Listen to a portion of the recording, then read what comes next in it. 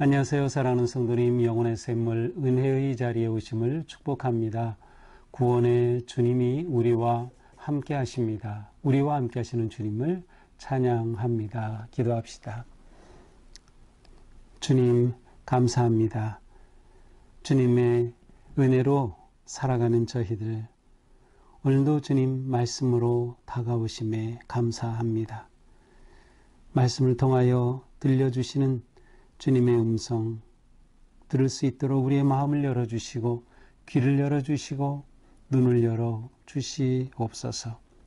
주님의 말씀에 담긴 그 주님의 뜻을 깨닫게 하시며 주님의 음성에 귀를 기울이며 말씀 안에 머물고 말씀 위에 세워지는 든든하고 거룩한 우리의 믿음의 삶이 되게 하여 주시옵소서. 오늘도 주님의 말씀이 우리를 깨우쳐 주시고 새롭게 하여 주시고 주님의 거룩한 은혜의 길로 인도하여 주옵소서. 예수님 이름으로 기도합니다. 아멘.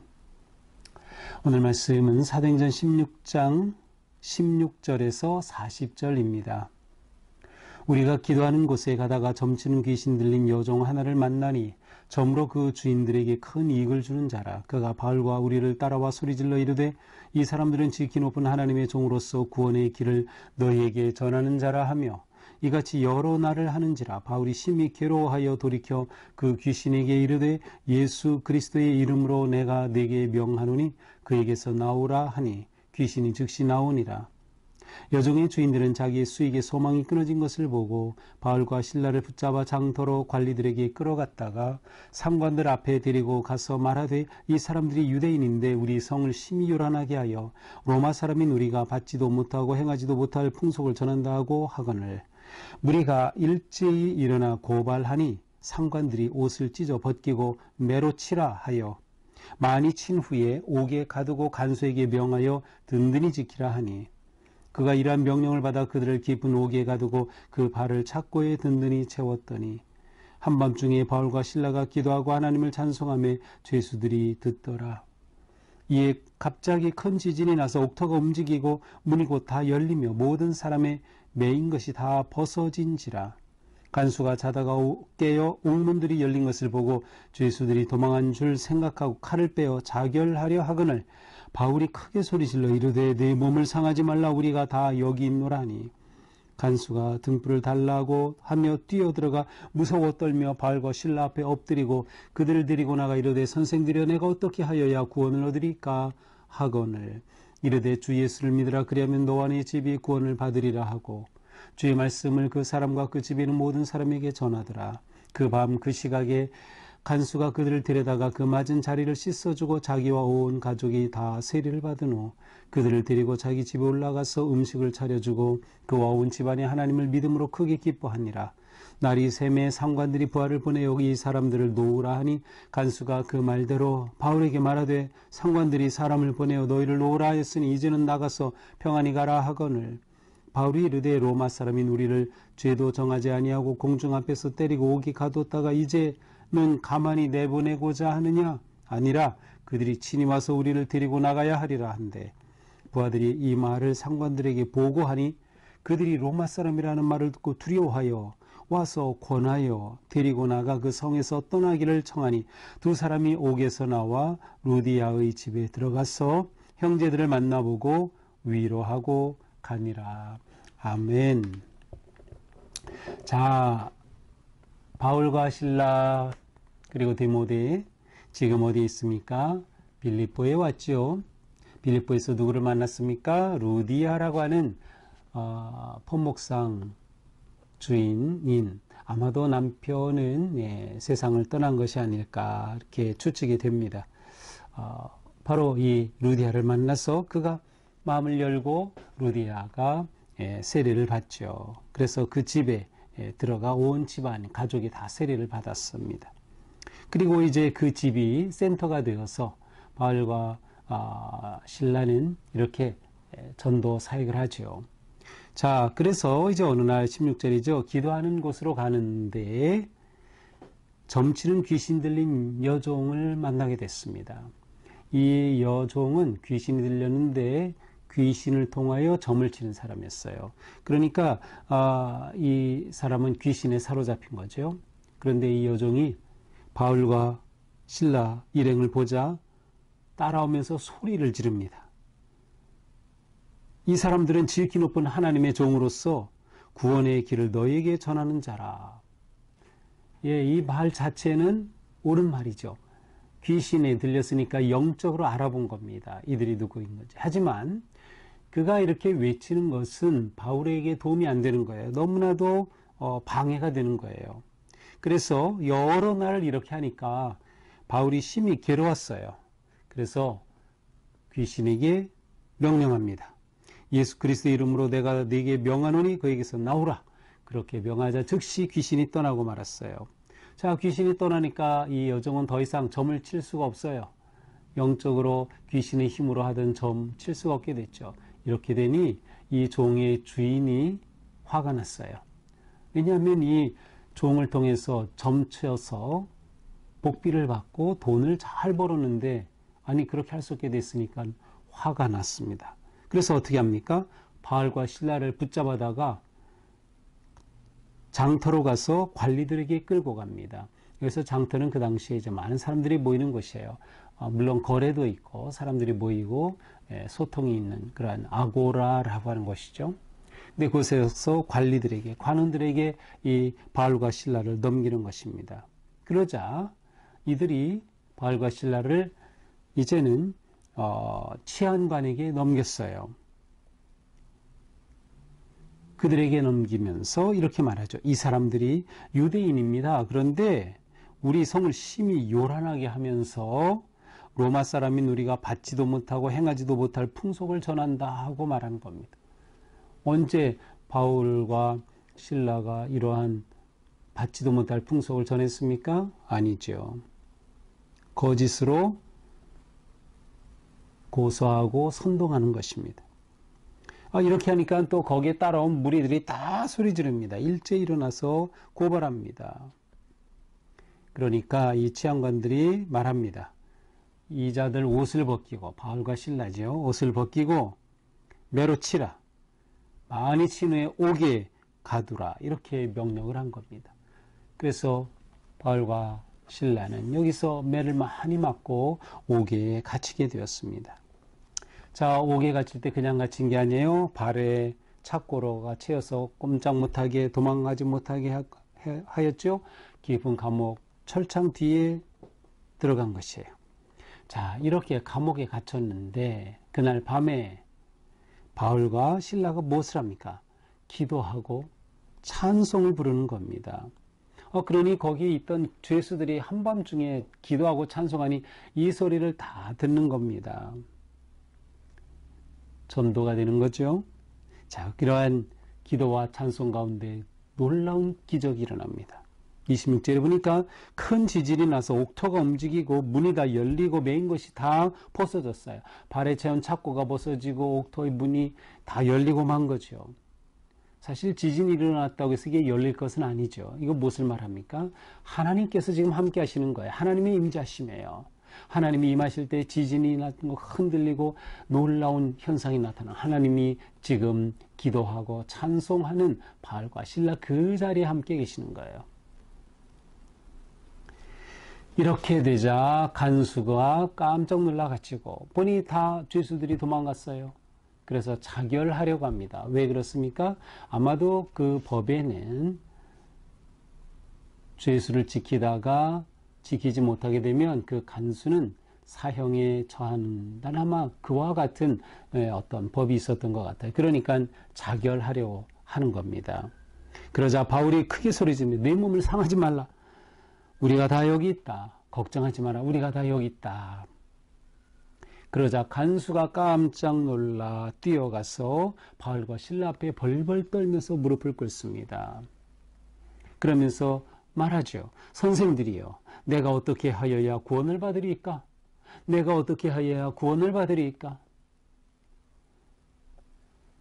여기서 구원이 정확하게 우리가 지금 예수 믿고 영원한 생명을 얻고 천국 백성이 되는 그 구원을 의미했는지 아니면 자기가 이 사건으로 인해서 받게 될 그러한 위험한 그러한 그 위기에서 구해내는 것을 원했는지는 모르겠어요. 그러나 이 죄수는 정말 중요한 것을 구하죠. 우리가 어떻게 구원을 얻을 수 있겠습니까? 내가 어떻게 구원을 얻겠습니까? 그러자 바울이 말합니다. 주 예수를 믿으라. 그리하면 너와 네 집이 구원을 받으리라. 주 예수를 믿으라. 그리하면 너와 네 집이 구원을 받으리라. 완벽한 복음의 선포입니다. 예수를 믿으면 너와 내 집이 구원을 받는다. 이게 진짜 구원이다 라는 것이죠. 복음이 선포되었습니다. 그러자 그 말씀을 그곳에 있는 간수뿐만이 아니라 그 집에 있는 모든 사람이 다 듣게 되었어요. 그리고 주님 말씀을 그들에게 전하였어요. 34절, 33절이죠. 32절이죠. 주의 말씀을 그와 그 집에 한 사람들에게 전했어요. 우리로 친다면 세대 교육을 한 셈이죠. 복음이 무엇인지, 예수 그리스도가 누구인지, 구원이 무엇인지를 말씀으로 복음을 선포했겠죠. 그리고 그날 밤 간수는 바울과 실라를 불러다가 채찍이 맞았으니 몸이 얼마나 헤어졌겠어요. 약을 발라주면서 다 보듬어 줍니다. 음식을 차려주면서 위로해 줍니다. 그러면서 온 가족이 다 나와서 세례를 받습니다. 이렇게 하여서 놀라운 구원의 역사가 이 간수의 집안에 임하게 된 거지요. 온 집안이 기뻐 하나님을 찬양하는 귀한 역사가 일어났습니다. 자, 날이 샜습니다. 이제 상관들이 부하를 보내서 이 사람들을 놔주라. 예, 실제로 바울과 실라가 뭐 잘못된 거짓된 풍속을 전했다 그런 게 없으니까 확인이 됐겠죠. 놔주라 이렇게 했는데 그럼 문을 열고 그냥 놔주면 될 텐데 바울이 그때 말합니다. 아니 뭐라고? 우리 로마 시민권자야. 우리라고 한 것을 보면 신라도 로마 시민권자임을 알 수 있겠죠. 우리 로마 시민권자야. 아니 로마 시민을 이렇게 대하는 게 어딨어? 말이 안 되지. 그들이 친히 와서 우리를 옥에서 끌어내야 할 것이요. 그러자 이 간수가 가서 이 사실을 알립니다. 로마 시민권자들입니다. 큰일 났습니다. 그러자 이 상관들이 와서 두려워하는 마음을 가지고 간절히 권합니다. 명령이 아니라 요구하는 거죠. 제발 우리 성을 떠나주십시오. 자, 이게 바울이 문제 삼으면, 로마 시민권자가 문제 삼으면 이거 어떻게 됩니까? 아니 자초지종을 확인하지도 않고 매를 치게 하고 감옥에 가뒀으니 말이죠. 무고한 바울과 실라를 이렇게 감옥에 가둔 죄값을 받아야 되겠죠. 그러니 제발 떠나달라고 부탁하는 겁니다. 그래서 바울과 실라는 그 청을 받죠. 자, 그래서 그곳을 감옥을 나와서 40절 어디로 갑니까? 루디아의 집으로 들어가죠. 자, 루디아의 집이 이 빌립보 지역의 복음의 센터가 되죠. 이제 이곳을 중심으로 교회가 당연히 세워지는 것이죠.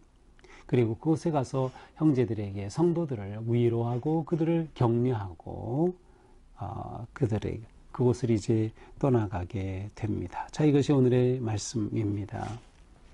자, 오늘 말씀을 보면 이 바울과 실라의 2차 전도 여행 중에 마게도냐 첫 성인 빌립보에서 일어난 놀라운 기적의 역사를 보게 됩니다.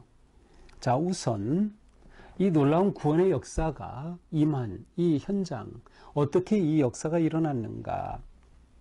그것은 오늘 우리가 믿음으로 살아갈 때, 구원의 복음을 전할 때 역시 똑같이 적용될 수 있는 그러한 원리를 우리는 찾아볼 수 있습니다. 첫째, 구원의 역사가 계속되는 현장, 어떻게 가능한가? 순종이 시작입니다. 무슨 순종입니까? 바울은 저쪽 북쪽으로 올라가려고 했어요. 그래서 비두니아로 가려고 했지만 예수의 영이 허락하지 않는 겁니다. 성령께서 허락하시지 않아요. 그러면서 마게도냐의 사람이 손을 흔드는 환상을 보죠. 아, 성령님이 원하시는 것이 이것이구나.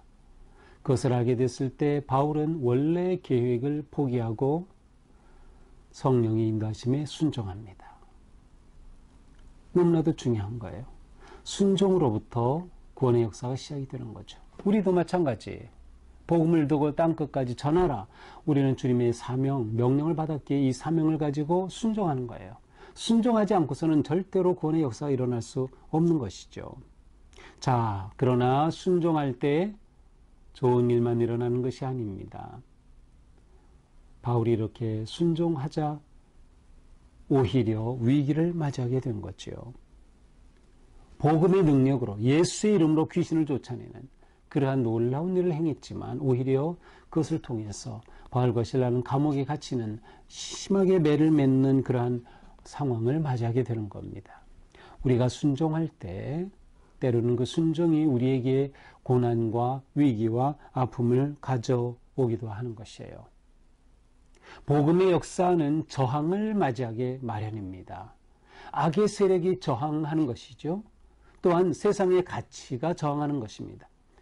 복음의 가치와 복음의 삶은 세상의 가치와 세상의 것과는 다르기 때문에 저항에 부딪히고 그것이 심해지면 박해와 고난까지 맞이하게 되는 거예요.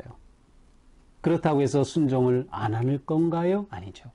그럼에도 불구하고 순종하는 겁니다. 우리가 그래서 미리 보는 것이죠. 아, 순종하는 것이 너무도 중요한데 순종할 때 이러한 저항에 부딪힐 수 있는 거구나.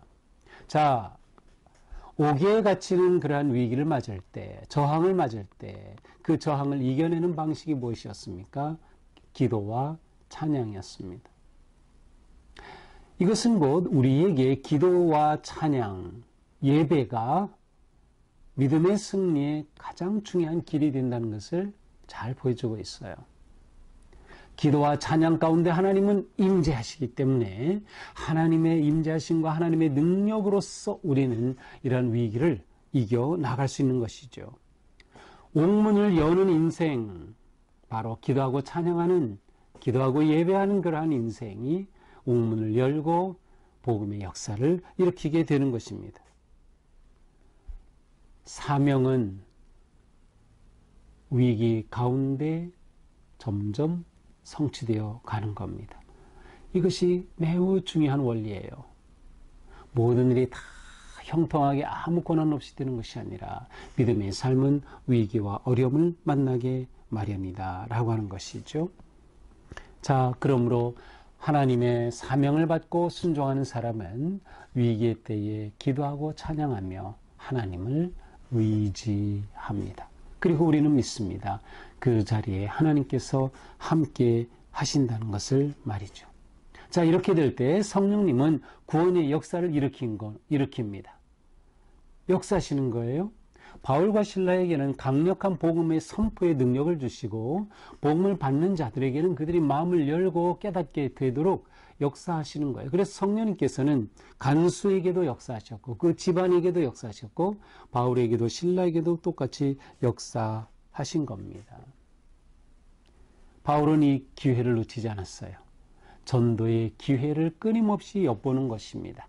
기회가 나타나면 즉각 그 기회를 이용하여 복음을 선포하게 되는 것이죠. 선생들이여 내가 어떻게 하여야 구원을 받으리까?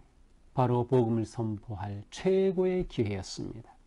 이때 바울은 담대하게 선포합니다. 주 예수를 믿으라. 그리하면 너와 내 집이 구원을 받으리라. 진정한 구원의 길이 있음을 분명하게 선포했던 것이죠.